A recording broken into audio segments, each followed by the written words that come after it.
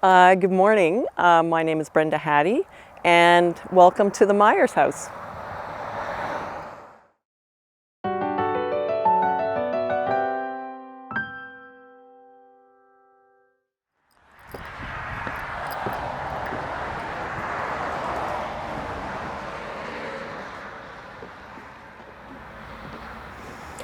So we'll start our tour on the front veranda here, which is where most of the family gatherings have happened in our family for generations. And this, you're looking at a Victorian style veranda minus the detail that used to be here and used to be along here. It was removed by the former owner, and that's something that I plan to restore. So this house is actually, a balloon construction in the classic revival style. And so you're looking at here what's called the summer kitchen. It was added on after the main part of the house was built, along with the vestibule and this veranda. So the original part of the house was built in 1884. This part was added around 1905 along with the kitchen and the vestibule. It's cedar shakes siding that you see, which is all, the entire house has cedar shakes on them, and you can tell by looking at the roof and the gable returns that it is in the classic revival style. And yeah, so I guess we should go around and have a look at the back part of the house.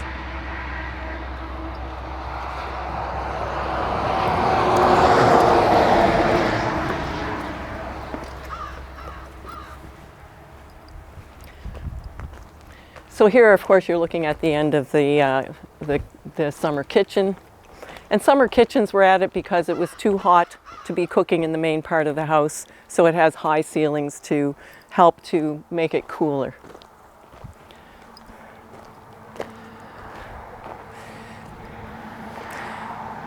So the back part of the house has been altered. Originally, there was a porch here that actually went from this window here all the way to this window over here.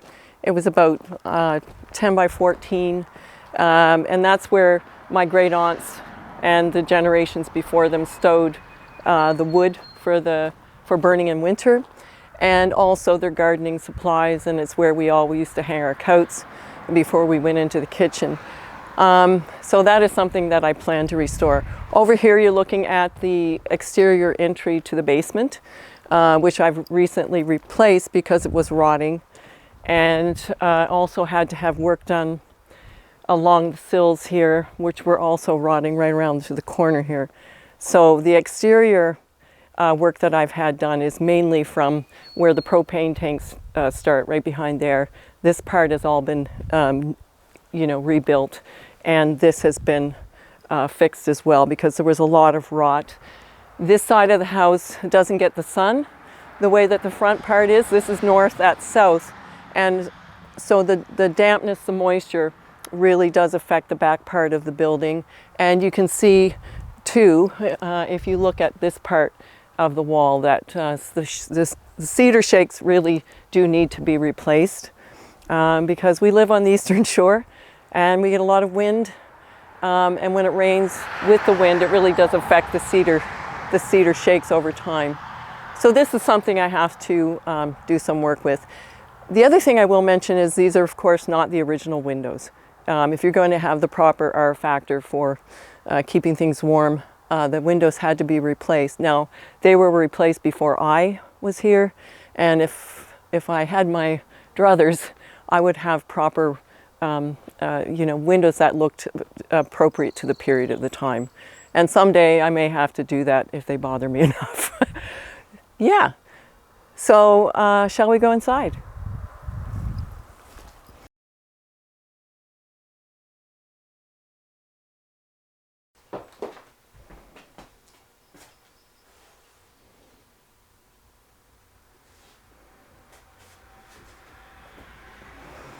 Okay, so here we are inside what is a summer kitchen. And as I said, summer kitchens were built on because it would be cooler to be out here. You could have the windows open, and because of course they had to use a wood stove.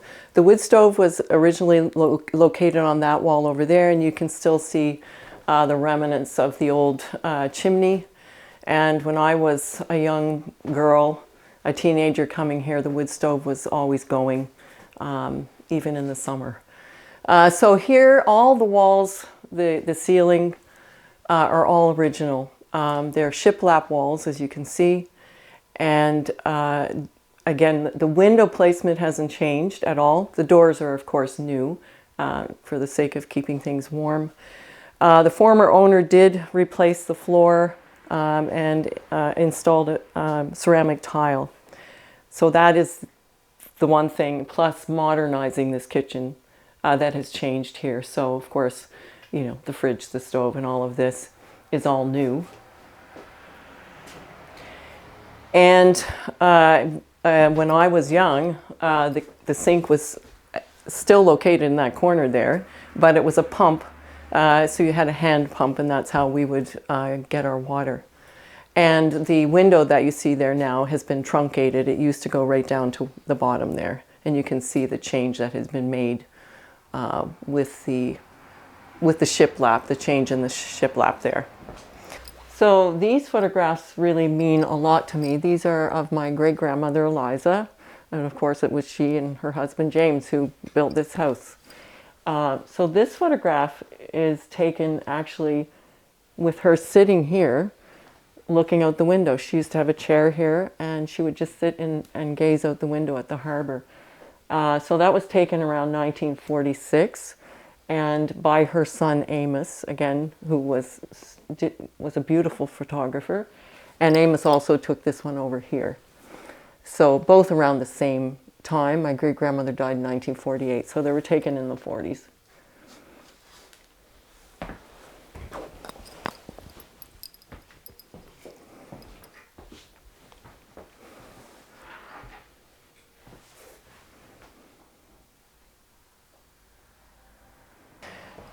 So let's go into the living room.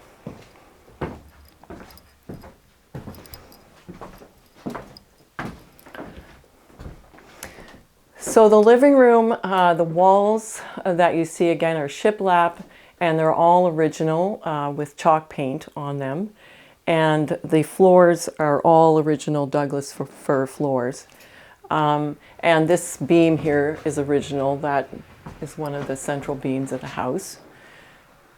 The changes that I've made would be that there used to be a wood stove here. So this was the original wood stove. Before the kitchen was added on, the summer kitchen, my great-grandmother, the family would cook here. And so there was a little alcove here where the stove used to be. So what I did was had a bookshelf built and inserted into the wall. And then because the walls were sort of a jumble of different bits and bobs, because of course they didn't waste anything, and it was a little busy, so I covered that with pine wainscoting, as I've done over here on these walls here. Now this used to be a false wall here, and there was kind of a jumbled bit of a closet in here, and then that led into what became the bathroom once they moved from an outdoor privy, which used to be on the property, into a bathroom, proper installed bathroom. I had the false wall removed because I needed a coat closet. There are no closets except for the one upstairs in my great-grandmother's room. So I used the original door, which would have been here, and I moved it in place here. And the carpenters followed the original style of the frames around the doors with both of these. So while they're not original, they're constructed to look like these original ones over here. And here is the interior entry to the basement, which I also wanted to see. So that's the other reason I removed the false wall, because I really liked that detail. And on the walls, you see many original photographs. I have a huge collection of photos in my family, and my cousins as well, because we had a great uncle who was a photographer. So that's one of the reasons why it has not been difficult to document the history of this house. So on this wall over here is a photograph of the family taken in the 1930s, and you see my grandmother in the front there on the left. and my great-grandmother in the back there towards the left, and the rest are her children. There were 11 children in the family, amongst them 3 sets of twins. My grandmother is one of the twins. And over here you see my 3 great aunts, Nora, Irene, and Clara, standing right in front of this veranda out here. So I have many shots of the family, or members of the family, out on the veranda. That's where they used to gather. And here is my grandmother and her sister Clara, and again, the 2 of them, they had a lot of fun together. And this is my grandmother here. So I have many photos. One of the challenges is picking what I'm going to use on the walls. I guess the other thing I should mention is the photograph of the barn over there, which is the only, it is, one of the interesting things about that photograph is it was taken by National Geographic photographer James P. Blair when he was down here doing a tour, and he noticed the barn. So he took a photograph, and that, of course, is the barn that's located on this property just across the road.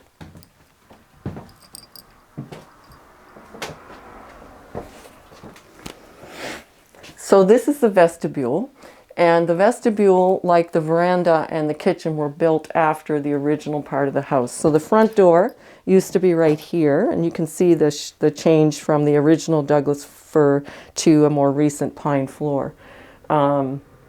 And so this, of course, this part was built on around 1905. And again, the windows have been changed and modernized, and as has the door. In the old days, it was a wood door. And the crockery that I have that you would see if you came to my house is original crockery from the family. Of course, they used to store things like maple syrup in these kinds of crocks. So one of the things I feel it's important to mention is, and to show you, is this photograph of my great uncle Amos Myers and his wife Irene. And you can see the camera hung around his neck, and it's largely due to him and his photographs that we have such a treasure trove of photographs of this house, of the family in and around the house. And he's quite well known here on the Eastern Shore. He used to create photographs, and they were made into postcards. People would buy them. We didn't know this until just recently. And so there are duplicates out there and triplicates of certain photographs taken here on the Eastern Shore. And he really did take beautiful photographs, even though he was not a trained photographer. So I plan to do a project about him at some point and hopefully publish some of his work. So I'll take you now into what is now the bathroom. And this used to be the parlor, actually. So in the old days, meaning when I was still around as a teenager, the family had an organ that one of the sisters played. And so this would be where you would have the minister to visit, where you would do your courting. If you were going to be courting, the sisters would bring the men they were seeing here. And so, and this is also the room in which my Uncle Amos took most of his portraits of his sisters and his mother, because the lighting in here is really great for that. So he would sit them in this corner or here next to the organ to take the photographs. These walls, these floors are all original Douglas fir, but the former owner, who used the house as an Airbnb at times, decided to change this into a bathroom, install the shower, toilet, and the sinks. So, of course, the purpose of the room has completely changed. So this photograph was taken around 1933, just here down on my beach. And you can see my Aunt Irene, Aunt Gertie, and their dog Zero. And in the background, you can see the 2 islands that are out here in Jeddore Harbor.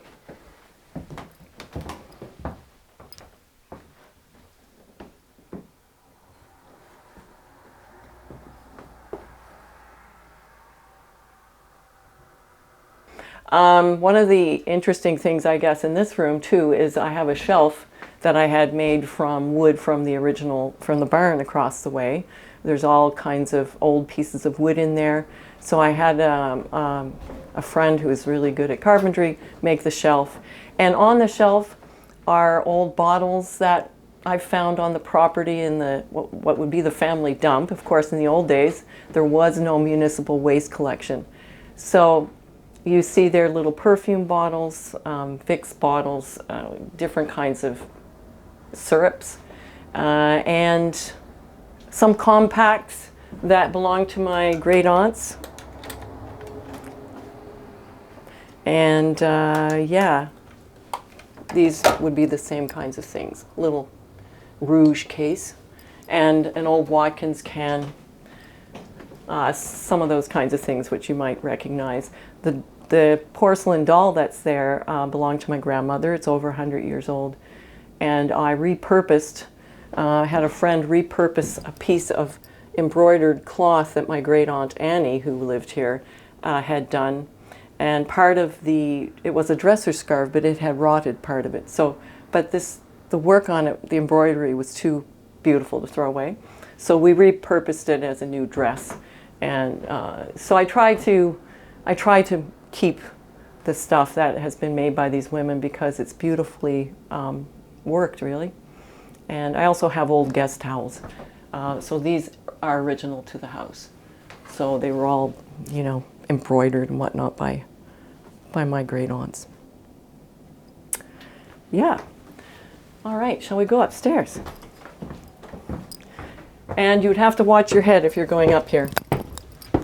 The stairs are not to code, obviously, so I had to install a banister, which you see there. And we'll start in my great-grandmother's room.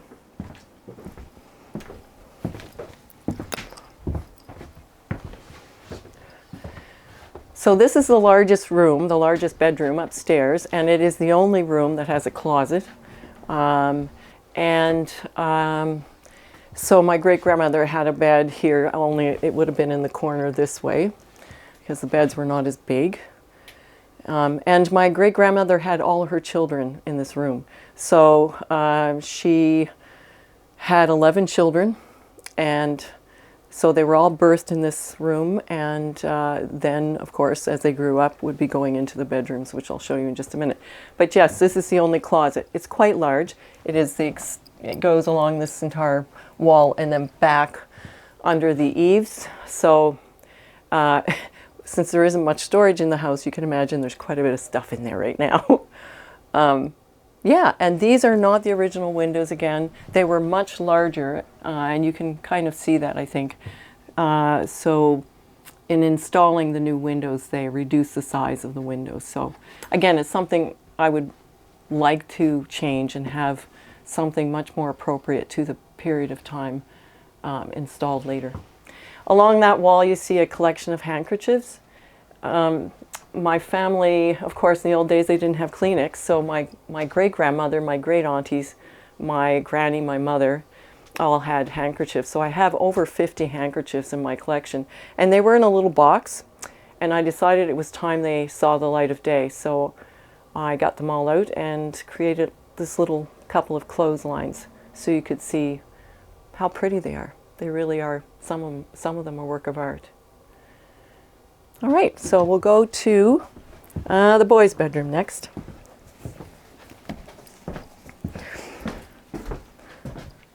So this is the boys' bedroom. There were only 3 boys, and they were there was quite an age range because the last boy was born in 1901, and so by the time he came along, really his oldest brother was gone. So the boys slept in here.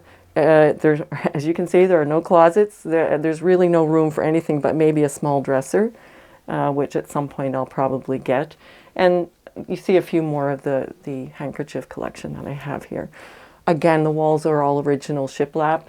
And the floors, I should add, are not, right now there's plywood on the floors painted gray, but underneath that is Douglas fir. So the former owner had the plywood laid down. So I have to take some time at some point to lift up one of the plywood boards and see if the floors are okay underneath, and if they are, I'll revert back to the original Douglas fir floors. All right, we'll go into the girls' room. Coming through the hallway, of course, the hallway is all original Douglas fir walls, and these door frames are all original as well. And they're beautifully done in layers. So you can see a layer under there that's laid down first, and then, you know, so they're built out, and they make a really beautiful door frame. So this is the girls' room. Again, original walls, and the ceilings are very low, so it really sort of reduces what you can put in the corners in terms of height. So there were 7 girls in the family, and again, some of them would age out and be gone, but at some point there were 5 girls for sure in this room, sleeping in a couple of beds. And I've installed another clothesline here to show off some of the handkerchiefs.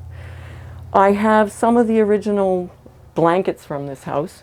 I have one on the bed underneath this quilt that my mother made, but this is one of the blankets that was woven by my grandmother because they had sheep. And so this would be, I don't know how old, but I know that my great-grandmother died in 1948 and that she wasn't spinning by that time, so I don't know, but that was definitely made by her.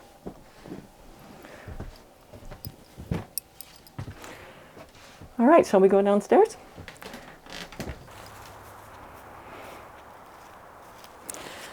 So this is the family dump. Of course, in the old days, there was no municipal waste collection.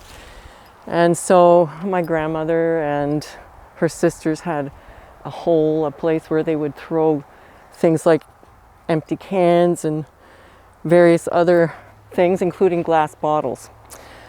So over time, I have kind of gotten into the pile, and I've found little glass bottles, a cap for a thermos from the 1930s, and various other kind of treasures, which I now have at the house.